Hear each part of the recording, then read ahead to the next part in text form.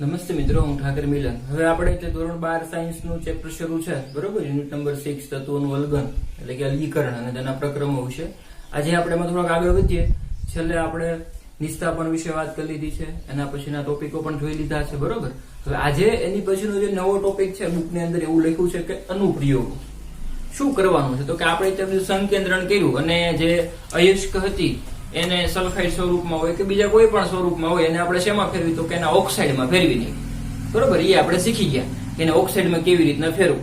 Clear. હવે જે oxide યુક્ત જે આપણી પાસે અયસ્ક છે એમાંથી આપણે ધાતુને કેવી રીતના અલગ કરવી એના વિશેની વાત કરવાની છે. તો જોઈએ આપણે તો કે એમાં પેલું આવે છે આયનનું તેના ઓક્સાઇડમાંથી નિષ્કર્ષણ. કોનું? આયન એટલે કે એફી નું તેના ઓક્સાઇડમાંથી, એટલે કે આપણે જે ઓક્સાઇડ બનાવ્યા છે નિષ્કર્ષ, આપણે ટૂંકમાં નિસ્થાપન કરીને કે ભુંજન કરીને કે ફીણ પ્લવન કરીને જેના ઓક્સાઇડ મેળવેલા છે એ ઓક્સાઇડ માંથી આપણે શું કરવાનું છે? ધાતુનું અલગ પાડવાની છે. ક્લિયર. તો આજે આપણે એના વિશે ટોપિક શરૂ કરીએ. તો એમાં આપણે જોઈએ તો શું કીધું આપણે તો કે સાંદ્રણ કર્યા બાદ, સાંદ્રણ કર્યા બાદ એટલે કે આપણે સંકેન્દ્રણ કર્યું એ કર્યા બાદ આપણી પાસે જે Fe2O3 અને Fe3O4 ના અયસ્કના મિશ્રણમાંથી પાણી દૂર કરવા માટે અને કાર્બોનેટનું વિઘટન કરવા માટે અને સલ્ફાઇડ ઓક્સાઇડનું ઓક્સિડેશન કરવા માટે આપણે બે પ્રક્રિયાઓ કરી, નિસ્તાપન અને ભુંજન. આપણે શીખી ગયેલા છે કે ભાઈ જે એના ઓક્સાઇડો છે એની સાથે રહેલા પાણીને દૂર કરવા અને કાર્બોનેટને દૂર કરવા માટે નિસ્તાપન કર્યું આપણે, અને સલ્ફાઇડ યુક્ત જે એની રહેલી હોય, બરોબર, તો એને દૂર કરવા માટે આપણે ભુંજન કર્યું અને એના ઓક્સાઇડ સ્વરૂપમાં ફેરવી નાખ્યું. ક્લિયર. ઓકે. હવે આ જે ઓક્સાઇડ સ્વરૂપ આપણને મળી ગયું છે એનું શું કરવાનું તો કે હવે આયનના ઓક્સાઇડને કોની હારે તો કે લાઇમસ્ટોન અને કોક, લાઇમસ્ટોન એટલે કે CaCO3 અને કોક એટલે કાર્બન ની સાથે મિશ્ર કરીને વાત ભઠ્ઠીમાં ગરમ કરવામાં, વાત ભઠ્ઠીમાં ઉપરથી નાખવામાં આવે છે. શું કીધું આપણે આખી વસ્તુ કે આયનના જે ઓક્સાઇડો આપણને મળ્યા એની હારે કોને મિશ્ર કરવાના છે તો કે લાઇમસ્ટોન ને, અને બીજા કોને કીધું તો કે કોકને. એ બેની મિશ્ર કરી જે વાત ભઠ્ઠી છે આખી વાત ભઠ્ઠીમાં ઉપરથી એને નાખવામાં આવે છે. ક્લિયર. ઓકે. હાલ ઉપરથી વાત ભઠ્ઠીમાં નાખ્યા, વાત ભઠ્ઠીના તળિયે ત્યારબાદ શું કરવાનું છે? વાત ભઠ્ઠીના તળિયે ગરમ હવા ફૂકી 2200 કેલ્વિન જેટલું તાપમાન પ્રાપ્ત કરવામાં આવે છે. કેટલું તાપમાન પ્રાપ્ત કરવામાં આવે છે? 2200 કેલ્વિન જેટલું. એટલે કે નીચેથી છે ગરમ હવા ફૂંકવાની છે, એટલે કે 2200 કેલ્વિન જેટલું તાપમાન પ્રાપ્ત થઈ જાય ત્યાં સુધી હવા ફૂંકવામાં આવે છે. પ્રથમ શું બને છે? CO2 બને છે અને ત્યારબાદ શું બને છે? CO બને છે. આ વસ્તુ સમજીએ આપણે. શું કીધું તો કે જ્યારે તમે નીચે તાપમાન છે એ કેટલું કરો છો? 2200 ડિગ્રી સેલ્સિયસ એટલે સોરી 2200 કેલ્વિન તાપમાન પ્રાપ્ત કરશો એટલે ત્યારે પ્રથમ કોણ બનવા મળશે તો કે CO2. કેમ એ બને છે તો કેવી પ્રક્રિયા છે? ઉષ્માક્ષેપક પ્રક્રિયા. એટલે પ્રથમ કોણ બને છે? CO2 અને ત્યારબાદ કોણ બનશે તો કે CO બનશે. કારણ કે CO બને છે પ્રક્રિયા કેવી છે તો કે ઉષ્મા શોષક છે. ક્લિયર. એટલા માટે પ્રથમ કોણ બને નીચે તળિયે તો કે CO2 અને ત્યારબાદ કોણ બને છે? CO, carbon monoxide. ઓકે. હવે આ ભઠ્ઠીમાં જુદા જુદા તાપમાનના ગાળા મળે છે, તેથી ઉપરથી આવતા Fe2O3 અને Fe3O4 નું તબક્કાવાર FeO માં રિડક્શન થાય છે. શું કીધું આપણે તો કે જે વાત ભઠ્ઠી છે એની અંદર અલગ અલગ તાપમાનના ગાળા છે. એ તાપમાનના ગાળામાં ઉપરથી નીચે જ્યારે વસ્તુ આવશે એટલે ઉપરથી નીચે જ્યારે આવે છે, બરોબર, ત્યારે અલગ અલગ ગાળામાં એનું શું થાય છે? તબક્કાવાર FeO માં રિડક્શન થાય છે. ઓકે. હવે તમારી સ્ક્રીન ઉપર તમને વાત ભઠ્ઠી જોવા મળે છે. ક્લિયર. આ જે વાત ભઠ્ઠી છે એમાં તમે જોઈ શકો છો કે સૌથી નીચે છે એ તાપમાન કેવું છે તો કે સૌથી વધારે છે, એટલે કે 2200 કેલ્વિન તાપમાન, એટલે કે 2170 કેલ્વિન જેટલું દેખાય છે, બરોબર. આ જે તાપમાન છે હવે તમે ઉપરથી શું નાખ્યું તો કે ઓક્સાઇડ નાખેલા છે, અને ઓક્સાઇડ સાથે શું લાઇમસ્ટોન અને કોક નાખેલો છે.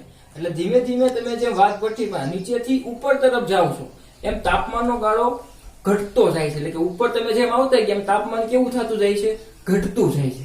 ક્લિયર. આ વાત ભઠ્ઠી છે અને અલગ અલગ તાપમાને અલગ અલગ પ્રક્રિયાઓ થાય છે જે તમને બતાવેલી છે કે ભાઈ આટલા તાપમાને એટલી આ જ પ્રક્રિયા થતી હોય, એટલા તાપમાને આ જ પ્રક્રિયા થતી એવું તમને એમાં બતાવેલું છે. સમજાય છે? તો આ છે વાત ભઠ્ઠી. વાત ભઠ્ઠીની અંદર ખાસ યાદ રાખવાનું સૌથી નીચે તાપમાન કેવું હશે? મહત્તમ એટલે કે 2200 કેલ્વિન, અને સૌથી ઉપર કેવું હશે? ન્યૂનતમ એટલે કે ઓછું તાપમાન. એટલે કે વાત ભઠ્ઠીમાં જેમ નીચેથી ઉપર તરફ જઈએ છીએ એમ તાપમાન કેવું થાય છે?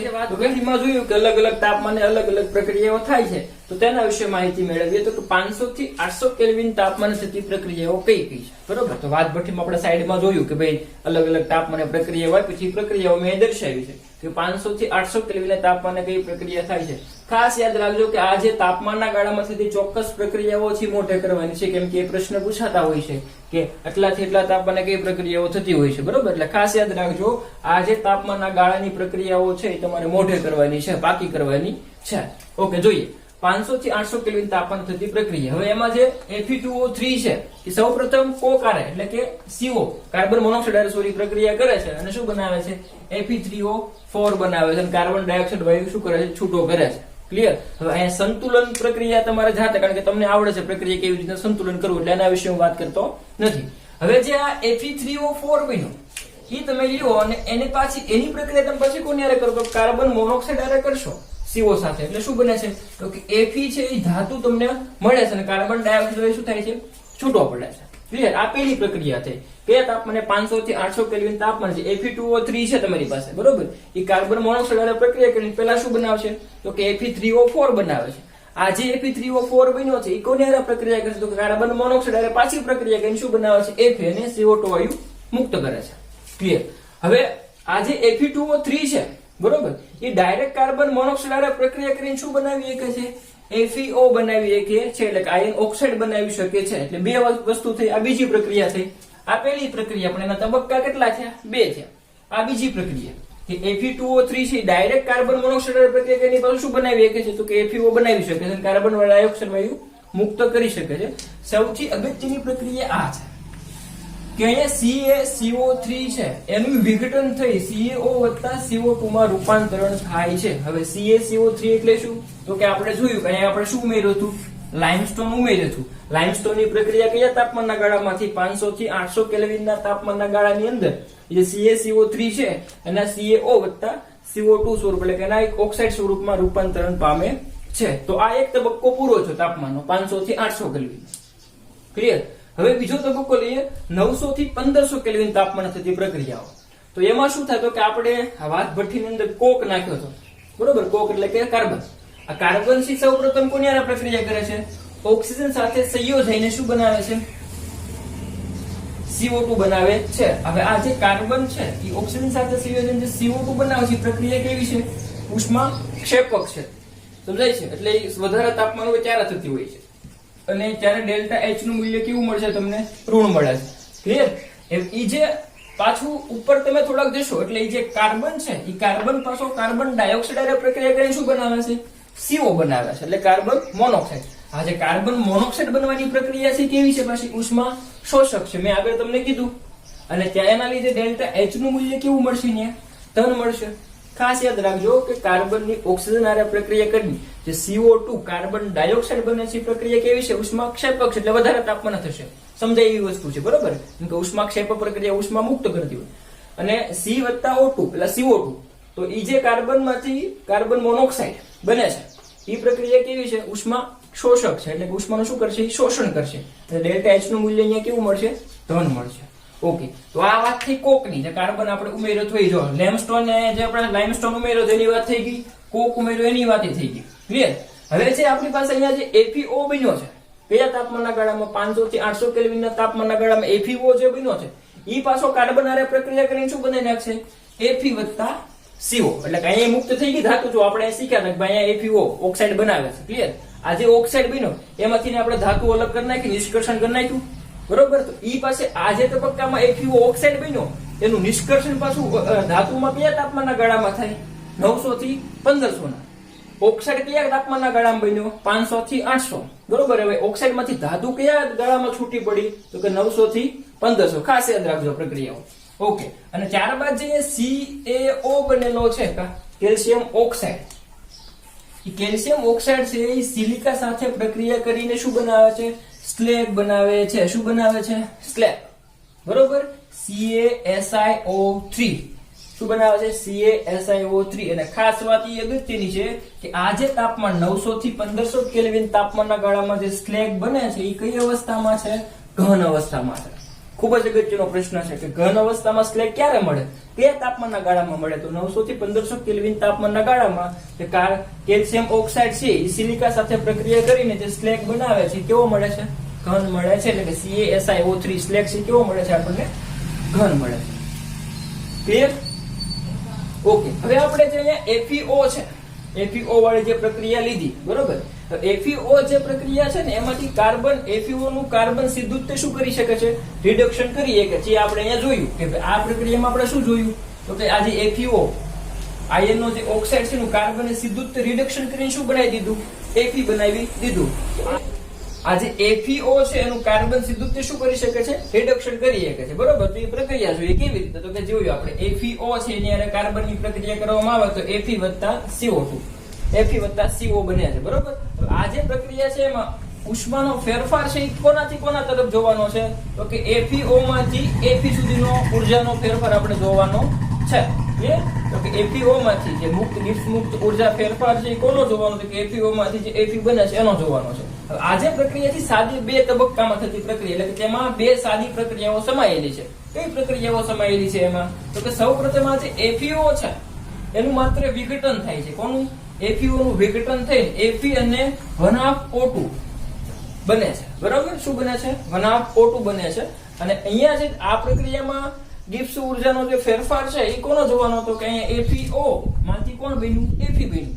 એની વચ્ચેનો ફેરફાર જોવાનો છે, બરોબર? હવે આ જે 1/2O2 બનેલો છે એની પ્રક્રિયા પછી કોને હારે કરી નાખે? તો કે કારણ કે આપણે કીધું ને કાર્બન દ્વારા સીધી રીતે પ્રક્રિયા, એટલે કાર્બન છે કોને હારે પ્રક્રિયા કરશે? 1/2O2 સાથે પ્રક્રિયા કરીને શું બનાવે છે? CO. તો અહીંયા ડેલ્ટા S અને CO વચ્ચેનો ઉર્જાનો ફેરફાર જોવાનો છે. એટલે આ જે છે એમાં ગિબ્સ ઉર્જાનો ફેરફાર ટોટલ જોવો તમે તો કે અહીંયા છે ડેલ્ટા Rg, બરોબર? એ કોનાથી કોના તરફનો? તો કે FeO થી Fe સુધીનો. અને અહીંયા કોના? તો કે કાર્બન થી કાર્બન મોનોક્સાઇડ સુધીનો જોવાનો છે, બરોબર? આ બંનેનો સરવાળો કરો ત્યારે જે જમણી બાજુ આપણને પરિણામ મળે હંમેશા ઋણ મળવું જોઈએ. કેમ? તો કે ગિબ્સ ઉર્જાનો ફેરફાર છે હંમેશા ઋણ હોય તો જ પ્રક્રિયા સંભવ છે અને જે થતું હશે. ક્લિયર? આ વાતથી તબક્કાવાર પ્રક્રિયા. ઓકે. હવે આપણે આ જે આયનનું તેના ઓક્સાઇડમાંથી નિષ્કર્ષણ જોયું એમાં આપણે એક પ્રક્રિયા જોઈ કે જેના આપણે બે સરળ તબક્કાઓ જોયા કે ભાઈ FeO નું છે એ કાર્બન વડે ડાયરેક્ટલી એનું રિડક્શન કરી શકાય છે અને શું મેળવી શકાય છે? Fe ધાતુ મેળવી શકાય છે. હવે આ પ્રક્રિયા માટે જે ડેલ્ટા Rg0 એટલે કે ગિબ્સ મુક્ત ઉર્જાનું મૂલ્ય જો ઋણ હોય તો જ આ પ્રક્રિયા આ રીતે શક્ય છે. તો એ સમજવા માટે આપણે એલિંગ્રામ જે આકૃતિ, આપણે એલિંગ્રામ જે આલેખ છે એની મદદ લઈશું આપણે, બરોબર? કે એનું મૂલ્ય ઋણ મળશે કે કેમ એને સમજવા માટેની કોશિશ કરીએ. તો જોઈએ કે ભાઈ એલિંગ્રામ આલેખ પરથી 1673 કેલ્વિન તાપમાન એટલે કે 1400 ડિગ્રી સેલ્સિયસ તાપમાનની નજીક જોવાની છે પ્રક્રિયા. તો અહીંયા મેં તમને ગ્રાફ દર્શાવ્યો છે, બરોબર? હવે પેલા તમે તમારી સ્ક્રીન ઉપર જે રિયલ આકૃતિ એની છે એ તમે જોઈ શકો છો કે ભાઈ કે આ જે એલિંગ્હામ આકૃતિ આલેખ જે છે એ તમને તમારી સ્ક્રીન ઉપર જોવા મળે છે અને પાઠ્યપુસ્તકમાં પણ આપેલો છે. ક્લિયર? સાથે રાખીને બેસજો આ ટોપિક જ્યારે ભણો ત્યારે પાઠ્ય. હવે જે મેં અહીંયા એની એક નોર્મલ આકૃતિ જે જરૂર છે એટલું મેં દોરેલું છે અહીંયા, બરોબર? હવે એના વિશે આપણે સમજીએ. તો આપણે શું કીધું? કયા તાપમાનના ગાળામાં આપણે જોવાનું છે? તો 1673 કેલ્વિન તાપમાનના ગાળામાં એટલે કે સમથિંગ 1400 ડિગ્રી સેલ્સિયસ તાપમાન એટલે કે આ ગાળો છે. અહીંયા જે મારા છે 1400 ડિગ્રી સેલ્સિયસ એટલે કે 1673 કેલ્વિન તાપમાનનો ગાળો છે. એટલે કે આ જે ગાળામાં થતી પ્રક્રિયાઓ છે એ બધી જોવાની છે આપણે. ક્લિયર? ઓકે. તો એ ફિક્સ થઈ ગયું. હવે એમાં જે પ્રક્રિયા છે આપણને ખબર કેટલા તબક્કામાં થાય છે? બે તબક્કામાં. પહેલો તબક્કો શું હતો? તો કે ભાઈ FeO છે એનું વિઘટન થઈને શું બને છે? Fe અને O2 બને છે. ક્લિયર? હવે આ જે છે પ્રક્રિયા થાય એની માટેનો જે ડેલ્ટા R0 જે છે એનું મૂલ્ય કેટલું મળે છે આપણને? +341. હવે એને સમજીએ. આ જે પ્રક્રિયા છે, બરોબર? અહીંયા જે મેં લાઈન દર્શાવી છે E2Fe વત્તા O2 માંથી શું બને છે? FeO બને છે. અહીંયા મૂલ્ય કેવા છે બધા? માઇનસ. એટલે અહીંયા સમથિંગ કેવું હશે? તો કે આ 341 આસપાસ કદાચ થતું હશે એવું આપણે ધારી લઈએ કે અહીંયા છેદતો ગ્રાફ છે 341 આસપાસ થતું હશે. ક્લિયર? હવે 341 આસપાસ થાય છે પણ ઈ અહીંયા મૂલ્ય કેવું છે ડેલ્ટા G નું? તો કે ઋણ છે. અને મેં અહીંયા કેવું લખ્યું છે? પ્લસ લખ્યું છે. કેમ એવું? તો કે અહીંયા જે આ પ્રક્રિયા છે એમાં આપણે FeO માંથી Fe બનાવવાનો છે. સમજાય છે? પણ અહીંયા જે પ્રક્રિયા આપી શું છે? તો કે Fe માંથી FeO બનાવેલો છે એટલે કે પ્રતિવર્તી પ્રક્રિયા થઈ ગઈ ને. એટલે કે આ જે પ્રક્રિયા છે આપેલી Fe વત્તા O2 માંથી FeO બને છે એનાથી ઉલટી પ્રક્રિયા આપણે લેવાની છે. એટલે કે આનું જે મૂલ્ય મળ્યું આપણને એ હકીકત આ પ્રક્રિયા માટે મૂલ્ય માઇનસ જ મળે, પણ આ જે પ્રક્રિયા છે એનાથી આપણે ઉલટી પ્રક્રિયા લઈએ તો મૂલ્ય કેવું થઈ જાય? પ્લસ થઈ જાય. એટલા માટે આજે FeO વત્તા Fe અને O2 જે છૂટું પડે છે એનું મૂલ્ય કેટલું લીધું છે આપણે? પ્લસ 341 કિલો જૂલ પ્રતિ મોલ મુક્ત ઉર્જાનું મૂલ્ય લીધેલું છે. એને સમીકરણ નંબર આપણે 1 કહી દીધું. હવે આ જે પ્રક્રિયા છે નો વક્ર કઈ તરફ છે? તો કે ઉપર તરફ છે. આ જે પ્રક્રિયાનો ગ્રાફ છે કઈ તરફ છે? ઉપર તરફ જોવા મળે છે. આપણને અહીંયા જોવા મળે. હવે બીજો તબક્કો લઈએ તો કે કાર્બન છે એની ઓક્સિજન સાથે અહીંયા ઓક્સિજન જે છૂટો પડ્યો છે એની સાથે પ્રક્રિયા કરી અને શું બનાવે છે? CO બનાવે છે. ત્યારે જે ડેલ્ટા R0 નું મૂલ્ય છે -447 કિલો જૂલ પ્રતિ મોલ મળે છે. હવે ઈ મૂલ્ય કેવી રીતના લીધું સમજીએ તો કે જો તાપમાનનો ગાળો આપણે 1400 ડિગ્રી સેલ્સિયસ ને આ બધું જોવાનું છે, બરોબર? ઈ બધું તમે જોવો અને આ જે પ્રક્રિયા છે જો અહીંયા C વત્તા O2 CO2 જ બને છે અને અહીંયા તે C વત્તા O2 ને 2CO બને છે, બરોબર? આપણે અહીંયા CO વાળી પ્રક્રિયા જોવાની છે, બરોબર? 2CO વાળી એટલે કે આપણે આ પ્રક્રિયા હાલ પૂરતી જોઈશું અહીંયા, બરોબર? તો આ ગ્રાફ કઈ તરફ આવે છે? નીચે તરફ આવે છે. અને ઈ એક્ઝેક્ટ ક્યારે મળે છે? તો કે -447 કિલો જૂલ પ્રતિ મોલ જે મૂલ્ય છે એની સાથે આંતરછેદન કરે છે. મારે થોડુંક અપડેટ છે પણ તમારી પાઠ્યપુસ્તકમાં આપેલી જે આકૃતિ છે એમાં તમે સરખી રીતના એને સમજી શકતા હશો. ક્લિયર? તો અહીંયા જે ગ્રાફ દર્શાવો 2C વત્તા O2 અને CO2 એટલા માટે આ જે પ્રક્રિયા છે એના માટેનું મૂલ્ય -447 લીધેલું છે. સમજાય છે? તો આ જે ગ્રાફ છે કઈ તરફ આવે છે? નીચે તરફ આવે છે. આ ગ્રાફ છે કઈ તરફ ગયો? ઉપર તરફ ગયો. એટલે કે આ જે પ્રક્રિયાનો વક્ર છે કઈ તરફ આવે છે? નીચે તરફ. અને આ જે પ્રક્રિયાનો વક્ર તો કઈ તરફ હતો? ઉપર તરફ હતો. હવે આજે આપણને બે સમીકરણો મળ્યા, બરોબર છે? આ બે પ્રક્રિયાઓ મળી. એ શું કરે છે એમાં તો જોઈએ. આ બંને વક્ર એકબીજાને 1093 કેલ્વિન તાપમાને આંતરછેદે છે, એટલે કે છેદે છે. કયા તાપમાને છેદે છે? તો કે 1093 કેલ્વિન તાપમાને. જોઈએ આપણે એટલે કે અહીંયા છે એ મારે 1093 કેલ્વિન કે 73 કેલ્વિન સમથિંગ છે, જોઈ લેજો બુકમાં. 73 કેલ્વિન તાપમાને છેદે છે.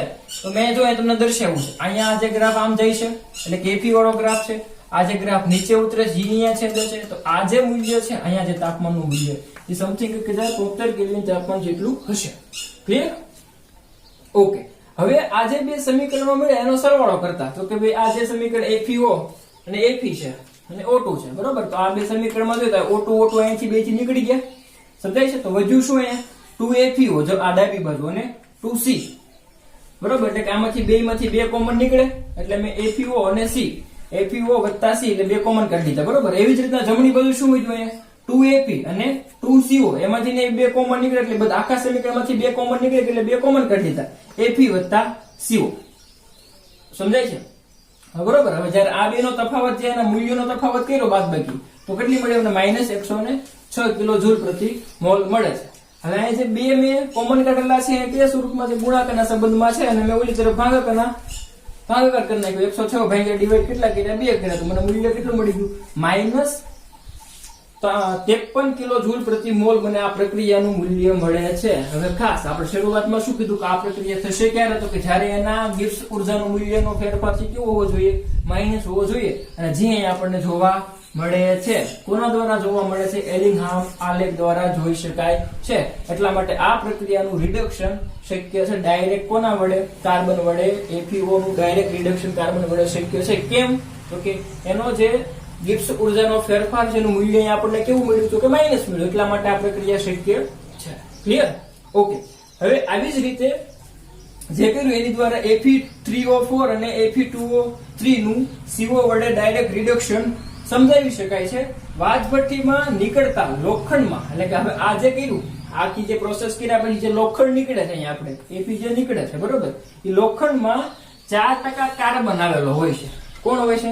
તો કે આ જે તમે Fe આ દ્વારા વાજભઠ્ઠીથી લોખંડ કાઢો છો એમાં 4% કોણ આવેલો છે? કાર્બન. અને Sp, Si અને Mn જેવી અશુદ્ધિઓ હોય છે. ખાસ યાદ રાખજો, વાજભઠ્ઠીમાંથી તમે જ્યારે લોખંડ કાઢો છો ત્યારે કઈ કઈ અશુદ્ધિઓ હોય છે? તો કે 4% કાર્બન હોય, Sp, Si અને Mn જેવી અશુદ્ધિઓ હોય છે. તેને શું કહેવામાં આવશે? કાચું લોખંડ અથવા તો એને પીગ આયન. ખાસ યાદ રાખજો, પીગ આયન કોને કહેવાય છે? 4% કાર્બન રહેલો હોય, Sp, Si અને Mn જેવી અશુદ્ધિઓ હોય અને વાજભઠ્ઠીમાંથી જે લોખંડ કાઢેલું હોય એને કાચું લોખંડ અથવા તો શું કહેવાય છે?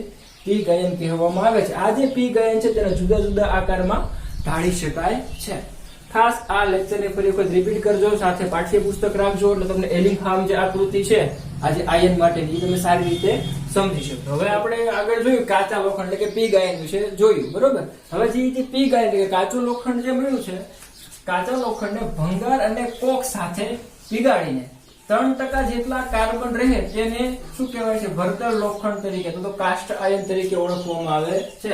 કાટ આયન. હવે જો આપણે જે પેલું મળ્યું હતું, બરોબર, પીગ આયન અથવા તો કાચું લોખંડ, એની અંદર છે કાર્બનનું ટકાવાર પ્રમાણ કેટલું હતું? 4% હતું. એની અંદર આપણે ભંગાર નાખ્યો લોખંડ અને કોક ઉમેર્યું અને પછી પાછું એને પીગાડ્યું, તો કેટલા ટકા વાળું થઈ ગયું? તો કે 3% કાર્બન વાળું જે પ્રમાણ રહેશે, કારણ લોખંડ મળે છે, એ લોખંડ શું કહેવાય છે? ભડતર લોખંડ, તો કાસ્ટ આયન તરીકે ઓળખવામાં આવે છે. આ જે ભડતર લોખંડ છે એ સખત અને કેવું હોય છે? બરડ હોય છે. ખાસ યાદ રાખજો, સખત અને કેવું હોય છે? બરડ, એટલે તૂટી જાય છે ઝડપથી. હવે એની પછીનું લોખંડ મળે. આ જે ભડતર લોખંડ પર હેમેટાઇટ નું આવરણ ચડાવી કોક અને અભિવાહ તરીકે કોને લેવાનું? લાઇમસ્ટોન સાથે પરાવર્તિત ભઠ્ઠીમાં ગરમ કરતા SI અને P ની અશુદ્ધિઓ ઓક્સિડેશન પામે છે અને સ્લેગ સ્વરૂપે દૂર થાય છે. આ કોમન છે. શું કીધું? આજે ભડતર લોખંડ આપણને મળ્યું, એની અંદર હેમેટાઇટ નું આવરણ ચડાવી દીધું, બરોબર. પછી એની અંદર કોક અને અભિવાહક આપણે શું કામ નાખ્યો? તો કે આગળ આપણે પરાવર્તિત ભઠ્ઠીમાં અભ્યાસનો કરી ગયા છે. અહીં કોણ લીધો? લેમસ્ટોન લીધો. લેમસ્ટોન છે ત્યારે પ્રક્રિયા કરીને શું બનાવે છે? સ્લેગ બનાવે છે. આ જે ભઠ્ઠી છે, બરોબર, વાત ભઠ્ઠીની અંદર તમે જોવો છો ને, નીચે આકૃતિમાં તમે જોશો તો તમને ખબર છે નીચેથી છે કાચું લોખંડ પાકું મળતું છે, ઉપર એક સ્લેગ બનેલો છે. જો તમે અભિવાહકનો ઉપયોગ ન કરો તો સ્લેગ રહે નહીં, તો ડાયરેક્ટ જે લોખંડ તમને મળે છે તમે હવા જે પસાર કરો છો, બરોબર, એની પ્રક્રિયા પાછો ઓક્સાઇડ બનાવી નાખે. એટલા માટે કોને લેવામાં આવે છે? અભિવાહક લેવામાં આવે છે. આને લીધા પછી એની અંદર રહેલી અશુદ્ધિઓને શું કરી નાખે છે? ઓક્સિડેશન પામીને સ્લેગ સ્વરૂપે, એટલે કે શું કીધું આપણે? સ્લેગ સ્વરૂપે દૂર થાય છે. ત્યારબાદ કેવું લોખંડ બને છે? ઘડતર લોખંડ બને છે. અથવા તેને શું લોખંડ, કેવું લોખંડ કહેવાય છે? દફનીય લોખંડ તરીકે ઓળખવામાં આવે છે. ખાસ જ રાખજો, ઘડતર લોખંડ અને દફનીય લોખંડ. હવે આ જે ઘડતર લોખંડ છે એ વ્યાપારિક ધોરણે લોખંડનું સૌથી શુદ્ધ સ્વરૂપ માનવામાં આવે છે. તો ઘણી વખત પ્રશ્ન પૂછાતો હોય કે ભાઈ લોખંડનું શુદ્ધ સ્વરૂપ કયું વ્યાપારિક દ્રષ્ટિએ? તો ખાસ જ રાખવાનું કયું આવે છે? ઘડતર લોખંડ. 3 લોખંડના પ્રકાર જોઈએ. પેલું કાચું લોખંડ, પછી ભડતર લોખંડ અને છેલ્લે ઘડતર લોખંડ. પ્રશ્ન એવો પૂછાય કે વાત ભઠ્ઠીમાંથી આપણને કયું લોખંડ મળે છે? તો કે કાચું લોખંડ મળે છે, બરાબર. એની અંદર કાર્બનનું પ્રમાણ 4% હોય છે. પછી જો કાર્બનનું પ્રમાણ તમે 3% કરી નાખો તો કયું લોખંડ થાય? ભડતર લોખંડ થાય. ભડતર લોખંડની અંદર અલગ અલગ પ્રોસેસ કરીને જે અશુદ્ધિઓ રહે છે તેને દૂર કરો તો કયું લોખંડ થાય? ઘડતર લોખંડ તરીકે મળે છે. તો આ હતી આખા આયનનું તેના ઓક્સાઇડમાંથી નિષ્કર્ષણની પદ્ધતિ અને રીત જે આપણે જોઈ. ક્લિયર? આ લેક્ચરને એવું લાગે તમને જણાય તો 1 થી 2 વખત વિડીયોને વધી ને જોશો એટલે તમને વધારે આઈડિયા આવી જશે. છતાં કોઈ પણ પ્રકારની ક્વેરીઝ, ડિફિકલ્ટીઝ હોય તો કોમેન્ટમાં મને જણાવી શકો છો. Okay, thank you.